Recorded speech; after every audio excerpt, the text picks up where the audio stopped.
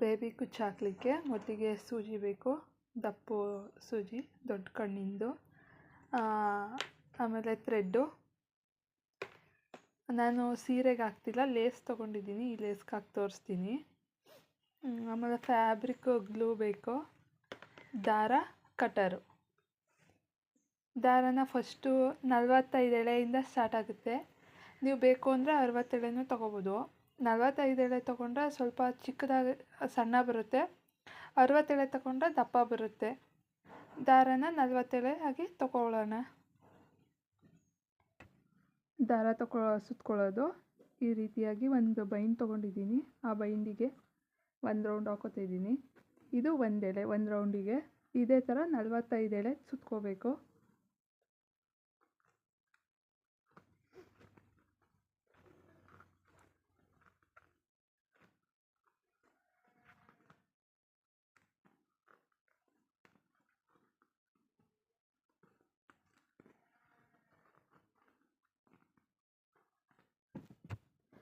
ಈ ರೀತಿಯಾಗಿ ನಾನು 45 ಎಳೆನ ದಾರ ಸುತ್ಕೊಂಡಿದ್ದೀನಿ. ಇದನ್ನು ಕಟ್ ಮಾಡ್ಕೊಳ್ಳೋಣ ಕಟರಿಂದ.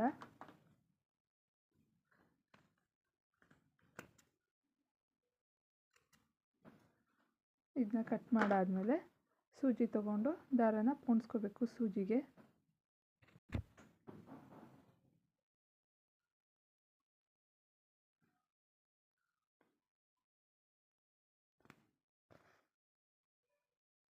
ಈಗ 2 ತುದಿನ ಸಮ ಮಾಡ್ಕೊಂಡಿದ್ದೀನಿ. ಇದನ್ನು ಲೇಸ್ಗೆ ಹಾಕಿ ತೋರಿಸ್ತೀನಿ.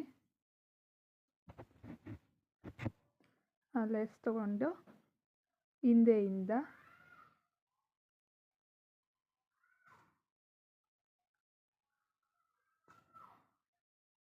ನಮಗೆ ಎಷ್ಟು ಉದ್ದ ಬೇಕಾಗುತ್ತೆ ಅಷ್ಟು ಉದ್ದ ತನಕ ತೊಗೊಂಡು ಕರೆಕ್ಟಾಗಿ ಎರಡನ್ನೂ ಸಮ ಮಾಡಿಕೊಂಡು ಕಟ್ಟರಿಂದ ಕಟ್ ಮಾಡ್ಕೋಬೇಕು.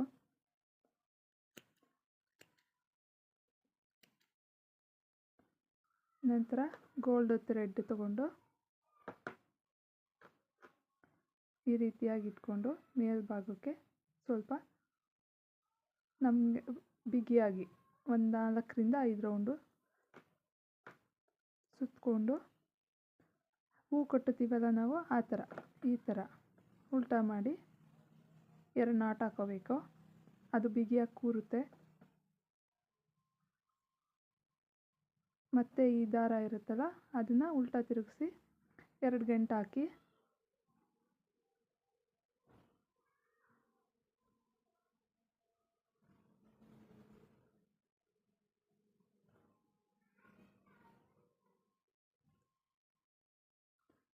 ನಂತರ ಎಕ್ಸ್ಟ್ರಾ ಇರುತ್ತಲ್ಲ ಆ ಥ್ರೆಡ್ಡನ್ನು ಕಟ್ ಮಾಡ್ಕೋಬೇಕು.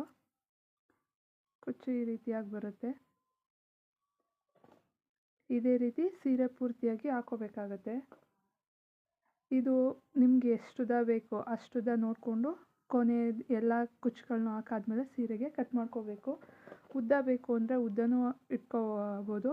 ಇಲ್ಲ ನಮ್ಗೆ ಅಷ್ಟು ಉದ್ದ ಬೇಡ, ತುಂಬ ಸಣ್ಣದಾಗಿ ಚಿಕ್ಕದಾಗಿ ಬೇಕು ಅಂದರೆ ಸ್ವಲ್ಪ ಎಕ್ಸ್ಟ್ರಾ ಇರುತ್ತಲ್ಲ ದಾರಗಳನ್ನ ಕಟ್ ಮಾಡಿಕೊಂಡ್ರೆ ಕುಚ್ಚು ತುಂಬ ಚಿಕ್ಕದಾಗಿ ಬರುತ್ತೆ. ಈ ರೀತಿಯಾಗಿ ಕಾಣಿಸುತ್ತೆ.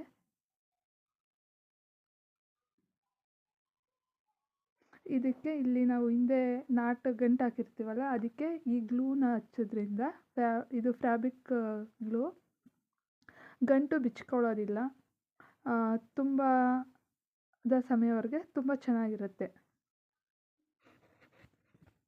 ನಾನು ಅಮ್ಮನ ಸೀರೆಗೆ ಹಾಕಿದ್ದೀನಿ, ಅದು ಯಾವ ರೀತಿ ಬಂದಿದೆ ಅಂತ ತೋರಿಸ್ತೀನಿ ನೋಡಿ.